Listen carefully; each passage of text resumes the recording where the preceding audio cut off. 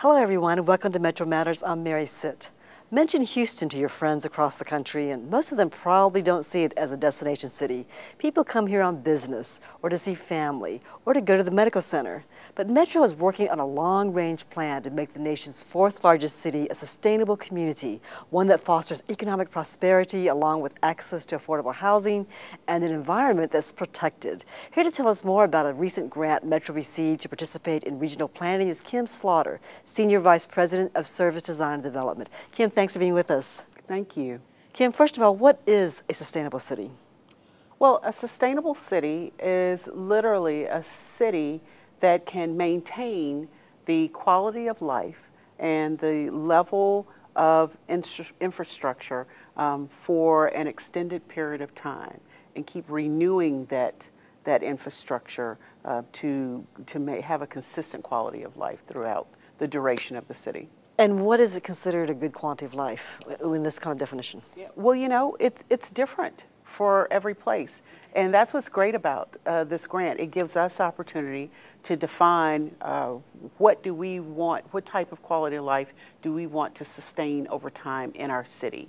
Will that include having multiple transportation choices?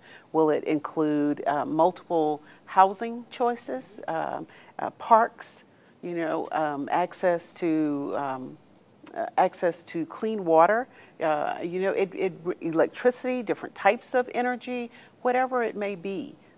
It's so that we get to actually define what that quality of life is here in Houston. Kim, we got this grant as part of a consortium. Who else is in this consortium? Well, we are one of 25 other entities in the consortium. And I'll tell you, forming this consortium was really our secret weapon in going after the grant. We decided what we would do is be proactive and go on and establish a consortium for the area just to do sustainable planning. And that structure would already be in place. In the consortium, we have entities that represent urban life, represent rural life, represent nonprofit organizations, represent governmental organizations, public services. It is a huge mixture of organizations from our region. Private corporations too? Private corporations, yes, it is. And Metro is one of those entities sitting at the table. We are the core coordinating committee of one of 25 institutions. City of Houston is on there, different county governments. Houston-Galveston Area Council really spearheaded this activity. This consortium, though, really brings everybody to the table so that when you develop a plan, you really will take in consideration everybody's differing needs and how do you plan for those. So it's very comprehensive. It is extremely comprehensive. We think we have a unique combination. We are in the process of developing the bylaws and operating guidelines for that consortium. And actually, one of our own staff members is up for electing to a position to be an officer of the consortium. So we're very excited about that. So what role will Metro play exactly? Will it just be transit planning or be other beyond that? Well, we'll be in every aspect of it because we are in the core coordinating committee. We have the core coordinating committee is 25 entities, but then we have a group of almost 100 stakeholders. Okay, so we will really be involved in the whole planning and of the sustainable plan for the future. We'll be in the depths of it. We'll bring a unique representation of transit and transportation to the table. But we will have to look at that of how it integrates and affects every other aspect of our community. When you say sustainable community, are there any models out there already like that where for that particular location it's sustainable? Well, you know what, let me define sustainable first. Sustainable really means establishing that what you want your community to look like and then identifying what resources you need in order to realize that city, and then also have it be, though, at a level that you can maintain over time, okay? So are there sustainable communities? Certainly there probably are. Some of them are classic cities that are used in examples for when you're in planning school, you know. Which are our what? city. What are those cities? Well, Petaluma, California is an example. It's a small community where they defined what they wanted their community to look like. Now, these are not those planned communities with little sidewalks and no cars and that kind of thing? Some, if that's what they wanted, you know. Okay. Some have gardens, you know, central gardens in the cities, parks are the center part of the city. They have a central downtown and layout, residential and commercial from there. It depends. It's different for everybody, but that's why we need everybody involved here to figure out what does that look like for Houston. Because one of the things that is instrumental in other cities doing this is zoning. Okay. Well, we don't have zoning. No, we could build a strip club next to McDonald's. We can do that because we like that free market opportunity to develop. Okay, so then how do we ever build a sustainable city with that kind of, you know, freedom factor in there?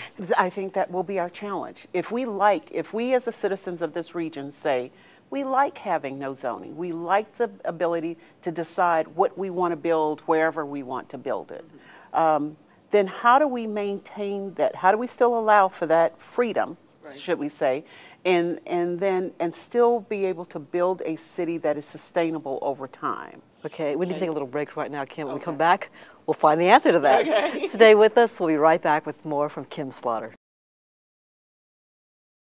Houston, Tranquility Base here. The Eagle has landed. It's the M-E-T-R to the O. The buses and the trains keep you on the go. We got hybrids, we got low floors, all come equipped with ADA doors. Hello. Yeah.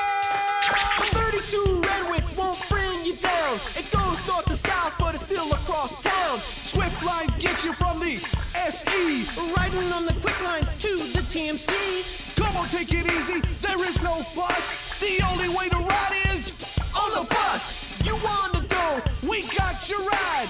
All around the city to the west side. Got my bus service, covering all your bases. Riding down the street, Metro's going places. Check this out.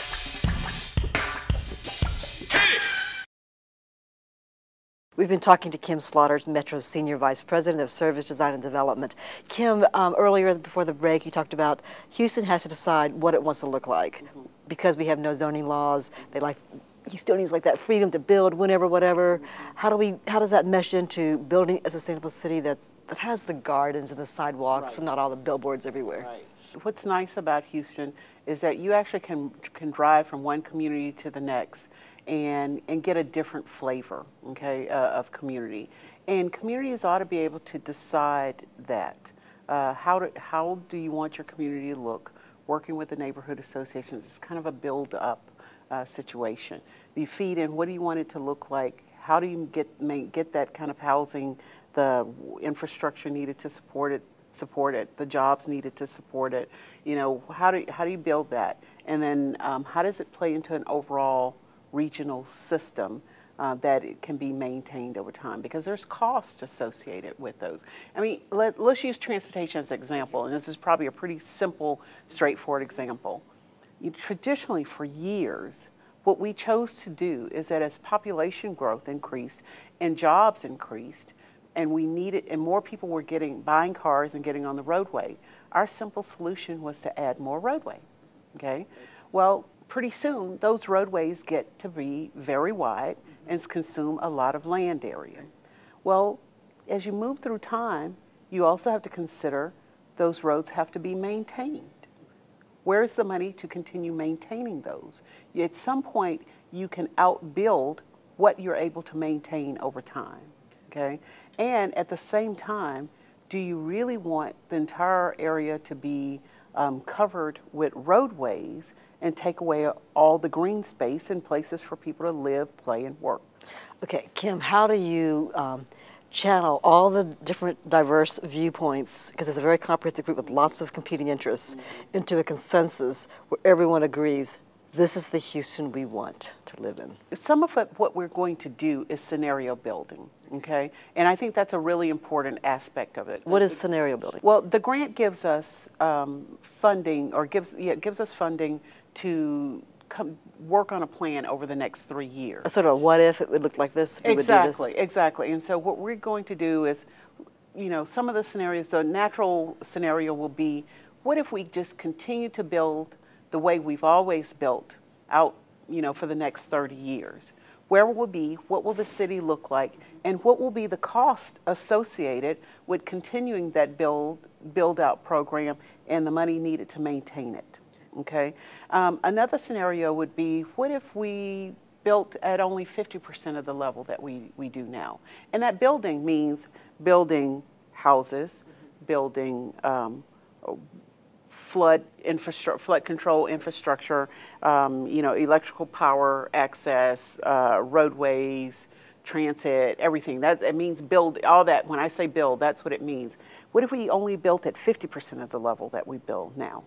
But population continues to grow, and what type of economic impacts would it have on our? And when you say build out, you're talking about the infrastructure only, not things like new retail centers or new office buildings. No, that's included too? Yes, all that's okay. Part of the. So then you have to do all of that defines our quality of life. Your quality of life is defined by how easy is it for me to drive down to the local grocery store, or to walk or ride my bicycle to the local grocery store, or do I have to travel 10 miles to buy a loaf of bread? How big is this grant? $5 million? The grant's $5 million. Which doesn't sound like that much money. It's not a lot of money, but it's enough seed money to get us moving forward. At the end of the 3 years, Kim, what will we have in place? We will have a plan in place, or at least a framework for a plan, by which we can help to start looking at what type of ordinances are needed in order to implement a sustainable community, what type of funding is needed. What it will also help, it will provide guidelines and a framework for all of the implementing agencies like Metro, like the City of Houston, like Harris County Flood Control District, like the arts community, et cetera. It'll help them know where we're trying to go, where do we all fit into that, and what do we need to do in order to help make that vision come true. Do you think there are enough commonalities people will be able to agree and have that political will to make it happen? I think we will, because the net is being cast very widely here. We are, instead of having a very narrow focus, we've started out very wide of bringing everybody to the table. And part of that, of coming to a consensus, is giving everybody an opportunity to put their issues on the table, and helping everybody see how their issues blend with someone else's issues. And, really just giving people a forum and opportunity to speak gets us a long way towards building consensus. Kim, you've been in the planning industry for about 25 years. We know you started at age 16. If you could paint your ideal picture of a sustainable city, what would it be? Well, for me, it would definitely have various opportunities for housing, everything from lower affordable housing to expensive housing, giving people choices. And really, that's really what I'm striving for. I want people to have choices. I want us to have choices about where we live, choices about how we travel, choices about where we work, where we go to school, different choices of energy even. I want us to be able to be broad thinking enough to be able to afford those in our community and have them working smoothly together, and not have ordinances or laws that hinder us from having those choices. Well, good luck with the long-term planning. Thank you. Thank you, Kim, for being with us. That's all for this edition of Metro Matters. Be sure to fan us on Facebook and follow us on Twitter. You can also join the conversation on our blog at ridemetro.org. I'm Mary Sitt. Thanks for watching. See you again next time.